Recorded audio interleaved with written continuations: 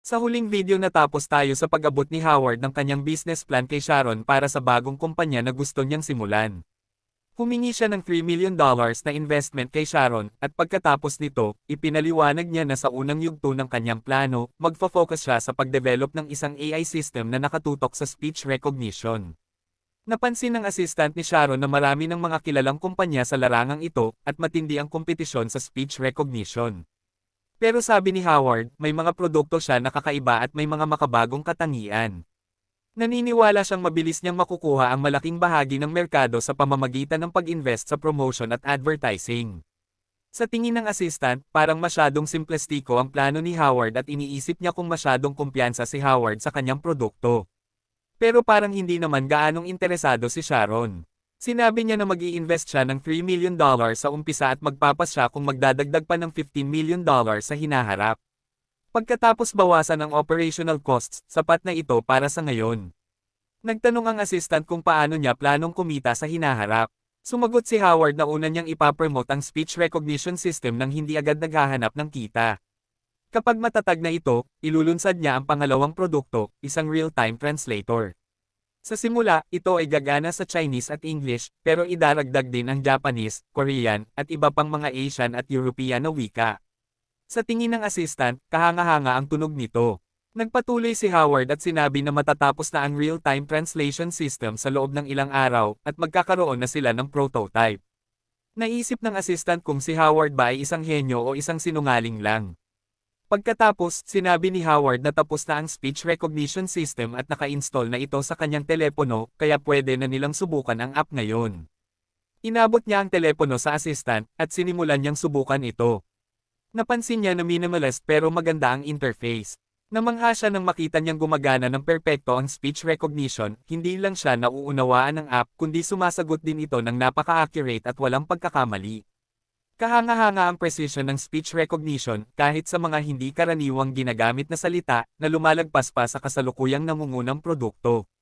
Sinabi niya kay Howard na ito ay tunay na isang napakahusay na produkto. Tinanong niya kung siya lang ba ang nag-develop nito, habang lihim niyang iniisip kung kailan pa nagkaroon ng tech genius na nagngangalang Howard Chen sa kanilang lugar. Sinabi ni Howard na oo, siya mismo ang nag-develop ng system. Tinanong niya kung saan siya nagtapos, at sinabi ni Howard na kumuha siya ng technical course sa Alura ilang panahon na ang nakalipas, pero karamihan ng natutunan niya ay mula sa sarili niyang pagsusumikap. Hindi makapaniwala ang assistant. Napakalaking henyo nitong si Howard. Pagkatapos ng ilang talakayan, napagkasunduan nina Howard at Sharon ang investment deal. Kung wala si Sharon, malamang na inabot pa ng matagal si Howard bago makakuha ng pondo, at baka napilitang tanggapin ang isang hindi kanais-nais na kasunduan. Utang niya kay Sharon ang marami, at, sa totoo lang, hindi niya alam kung paano niya mababayaran si Sharon sa lahat ng ginagawa nito para sa kanya. Pagkatapos ng ilang sandali mag-isa sa opisina, lumapit si Sharon kay Howard at binigyan siya ng payo. Sinabi niya na hindi ganoon katibay ang academic background ni Howard maliban sa kursong kinuha niya sa Alura, at medyo bihira sa tulad niya na magkaroon ng mga makabagong ideya at payo. Sa umpisa, mabuti para sa kanya na patakbuhin ang kumpanya mula sa likod ng eksena kung nauunawaan niya ang ibig niyang sabihin. Sumang-ayon si Howard at nagsabi na maghahanap siya agad ng isang propesyonal para pamunuan ang proyekto.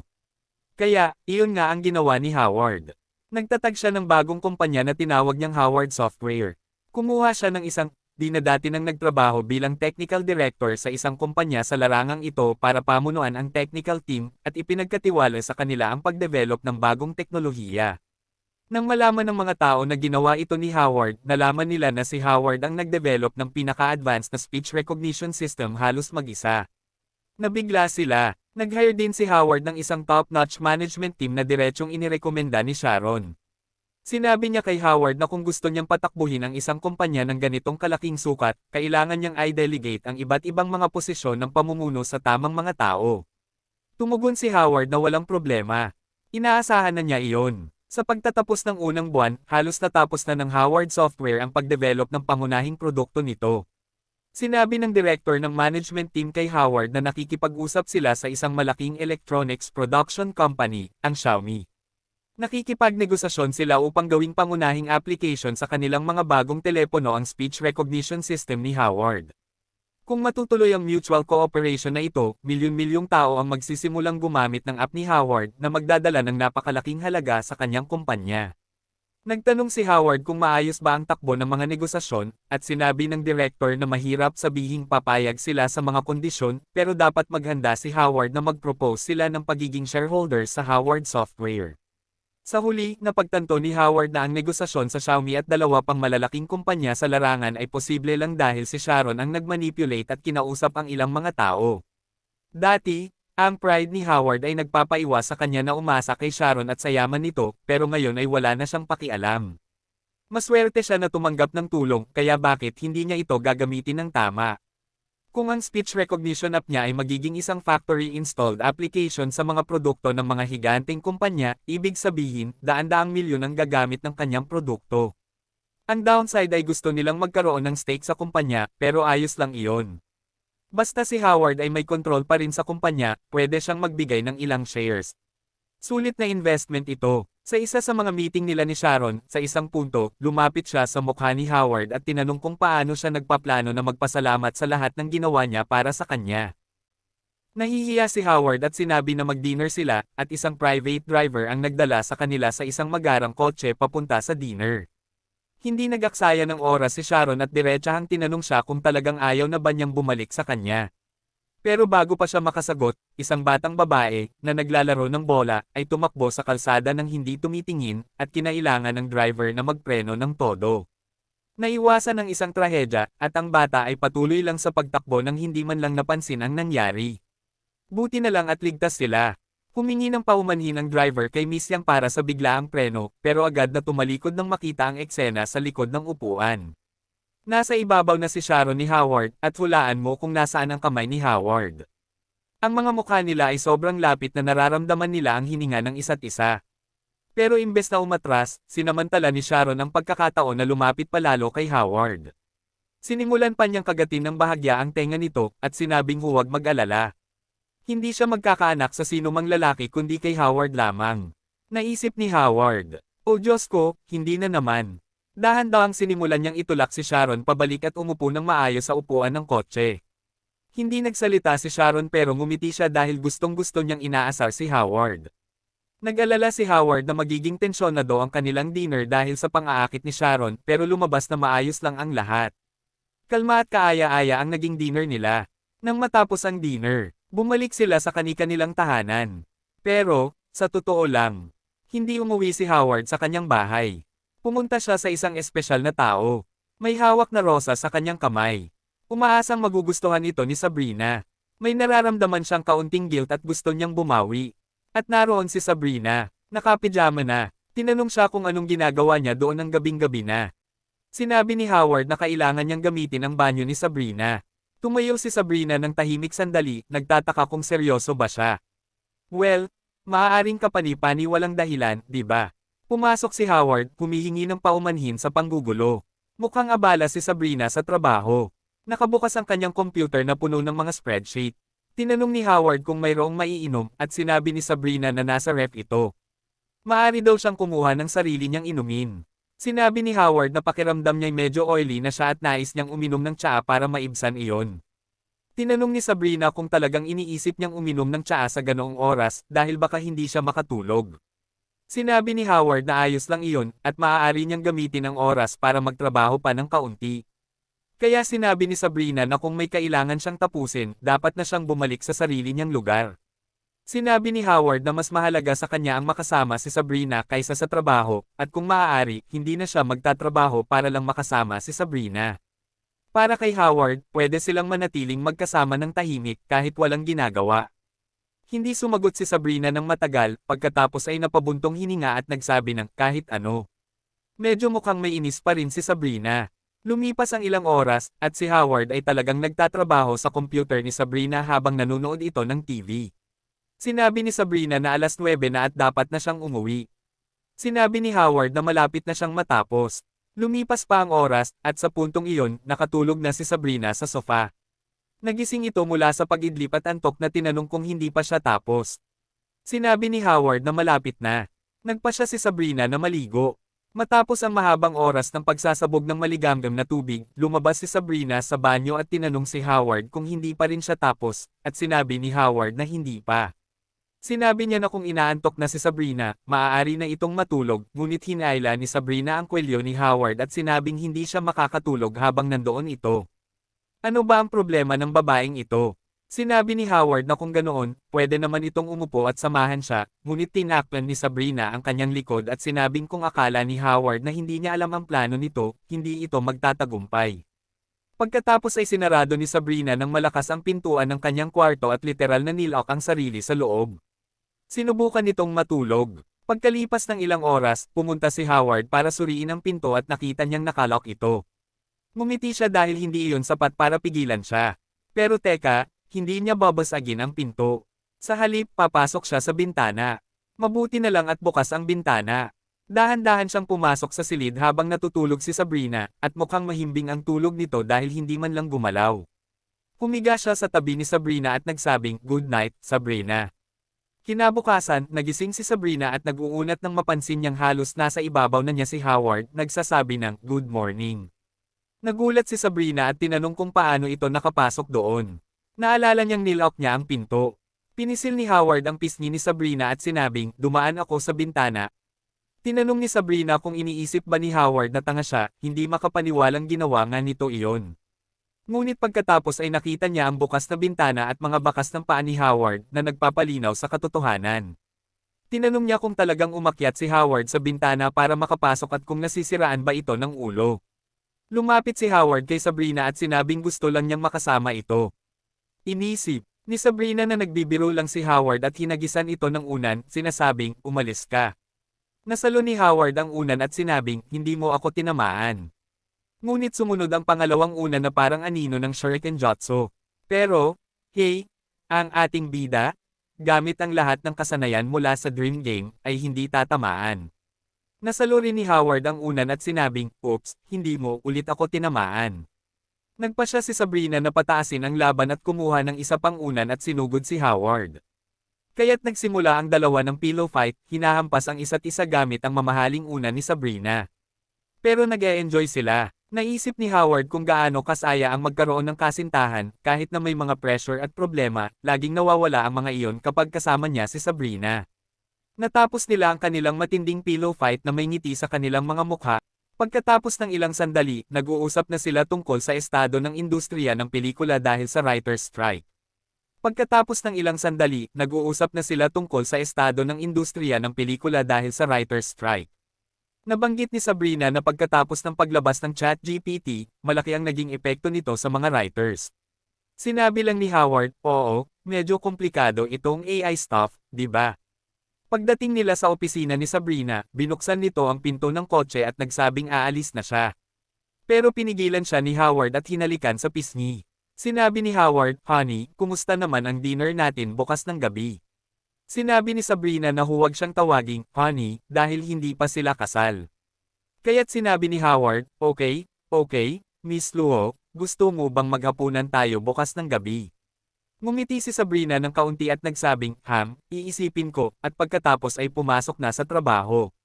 Samantala, mula sa isa sa mga mataas na palapag, may nanunood sa eksena. Si Herbert Luo, ama ni Sabrina, na mukhang hindi natuwa. Pagkatapos makuha ni Howard ang malaking puhunan mula kay Sharon para patakbuhin ang kanyang negosyo, sinimulan na niya ang operasyon ng kanyang kumpanya, ang Howard Software, ng todo. Ang lahat ay nangyari ng mabilis dahil sa pamumuhunan ni Sharon at sa makabagong app na ginawa ni Howard para sa speech recognition. Nakaayos na rin siya ng isang meeting kasama ang team mula sa Xiaomi. Kapag natuloy ang deal, magiging matagumpay agad ang Howard Software mula sa simula. At dahil sa impluwensya at kakayahan ni Sharon na malinaw na kasali sa negosasyon, naging maayos ang lahat. Kaya naman, pagkatapos ng negosasyon, dinala ni Howard ang lahat sa isang dinner. Isa sa mga kinatawan ng Xiaomi ay nagsabing humanga siya kay Howard. Napakabata pa at nakapagtatag na ng isang promising na kumpanya sa larangan ng teknolohiya. Nagpasalamat si Howard at sinabi niyang tagahanga siya ng isang tao na nagngangalang Lei Jun, na siya mismong tagapagtatag ng Xiaomi. Habang nagpatuloy ang gabi sa isang masayang oras, may isang batang lalaki na nagngangalang Lin, na pinakabagong miyembro ng tech support team ni Howard, ang nanatili sa kumpanya sa hindi malamang dahilan. May kausap siya sa telepono at mukhang nag-aalala. Sinabi ni Lin sa kabilang linya na wala ng tao sa kumpanya at lahat ay ayon sa plano. Matagumpay niyang nakopya ang lahat ng data mula sa speech recognition system ni Howard kasama na ang source code. Sinabi ng boses sa kabilang linya, magaling. Kapag tapos na ang lahat, ililipat ko ang pera sa iyong account. Biglang nagbukas ang lahat ng ilaw sa opisina na ikinagulat ng binata. Nakita niya si Sharon, nakatitig sa kanya at nagtatanong kung bakit siya nandyan pa. Tumigil ang eksena sa binata na nanginginig sa takot. Tapos, boom! Narinig ang tunog ng napakalakas na pagsabog. Ang tunog ng mga suntok na tumatama sa punching bag. Sinabi ni Howard kay Lin na nakainom siya ng alak ngayong gabi at medyo litong-lito na siya. Nakakatulong ang boxing para manatili siyang alerto. Umupo siya sa harap ng binata at kinuha ang bote ng alak. Pagkatapos, mga kaibigan, pinigyan niya ito hanggang sa mabasag ang bote gamit ang kanyang mga kamay, sa harap ni Lin, na agad natakot, iniisip na hindi pala kasing hina si Howard gaya ng inaakala niya. Nagsimulang magbuhos ng alak si Howard mula sa basag na bote na parang walang nangyari.